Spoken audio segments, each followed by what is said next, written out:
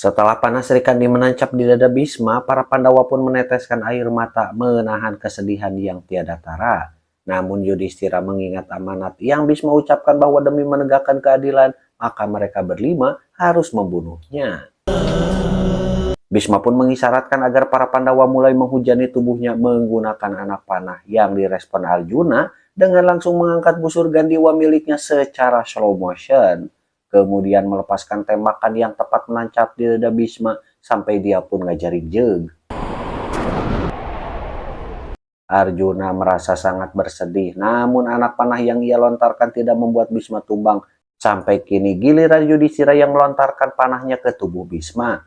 Disusul tembakan Bima, Nakula, dan juga Sadewa. Namun, ya meski anak panah sudah menancap di dada Bisma, tetapi dia masih berdiri tegak. Bisma kembali mengisyaratkan agar Arjuna segera menyerangnya kembali, sehingga Arjuna mau tidak mau terpaksa melepaskan anak panahnya, namun tetap tidak membuat kakeknya rubuh. Bebaskanlah kakekmu Arjuna. Krishna pun berkata agar Arjuna segera membebaskan kakeknya dengan mengakhiri kesulitan serta bebannya. Arjuna pun menurut dengan mengangkat busur Gandiwa sambil mengingat nasihat Bhisma bahwa para Pandawa bertugas perang secara jujur. Jika harus melakukan pengorbanan, maka lakukan dengan senyuman di wajah. Meskipun hati Pandawa sangat hancur, namun Bhisma berpesan agar tangan para Pandawa jangan sampai bergetar ketika membunuhnya. Berikan aku penebusan dosa, Arjuna. Penebusan dosa. Setelah mengingat permintaan kakeknya itu, Arjuna pun mulai melepaskan panah yang berubah menjadi banyak, di mana semua anak panah itu menghantam sekujur tubuh Bhisma, mulai dari dada sampai ke bagian kaki. Dan kali ini Bhisma pun ngaceleng mendarat di tanah, ditopang puluhan anak panah yang menancap di tubuhnya. Melihat Bhisma terbaring di atas ranjang panah, para Pandawa pun tak kuasa menahan kesedihan. Sedangkan Bhisma sendiri ternyata masih hidup karena dia memiliki anugerah bisa menentukan kematiannya sendiri. Dengan menahan kesedihan yang luar biasa, Bhisma mulai mengingat sumpah yang dulu Dewi Umba. Dengan menahan kesakitan yang luar biasa, Bhisma mengingat sumpah yang dulu Dewi Amba ucapkan padanya bahwa Bhisma akan berdiri dihujani anak panah oleh keluarganya sendiri. Kini para Pandawa pun tak bisa menahan menyembunyikan kekhawatiran mereka pada kakeknya. Mereka pun kompak melemparkan busur yang dipegangnya, kemudian berlari menghampiri Bhisma. Arjuna langsung menopang kepala kakeknya, di mana beberapa saat kemudian Pancakumara, Abimanyu, dan pasukan dari kedua belah pihak mulai mendekati Bhisma. Kabar duka ini membuat Pancali lemah sampai terduduk lesu. Bahkan Gandari, Ibu Kunti, dan juga Karna pun merasakan kesedihan yang luar biasa ketika mengetahui Bhisma yang sudah tidak berdaya. Arjuna menangis dengan mempertanyakan terkait apa yang telah dia lakukan sampai terpaksa mengangkat senjata melawan Bhisma. Dia merasa jika dirinya telah membuka pintu ke neraka bagi dirinya sendiri.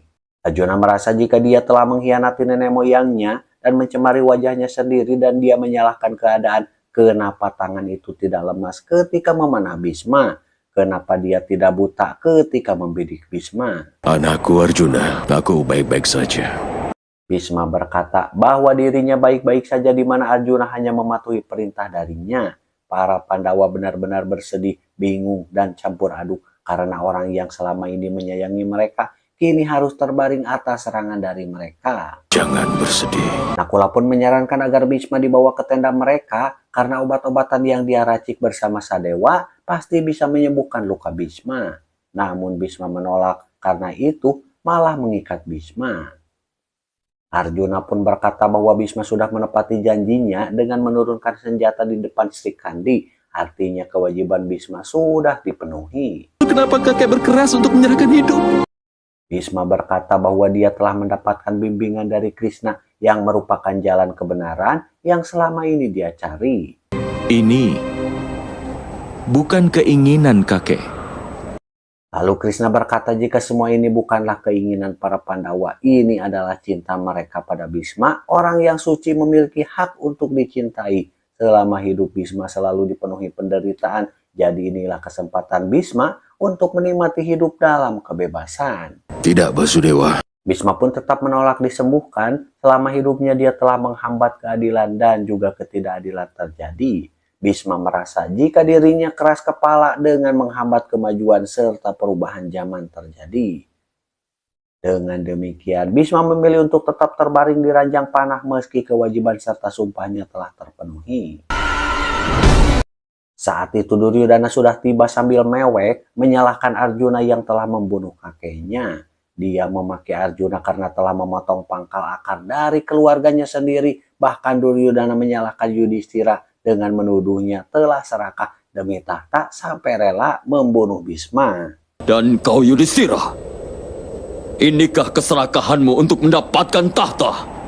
Yudhistira pun berkata jika ini adalah waktu untuk pililian pada Bhisma. Namun Duryodhana berkata bahwa ucapan perpisahan adalah dengan memenggal kepala Yudhistira, kemudian menaruhnya di bawah kaki Bhisma sambil mengangkat gada untuk menghajar Yudhistira. Duryodhana!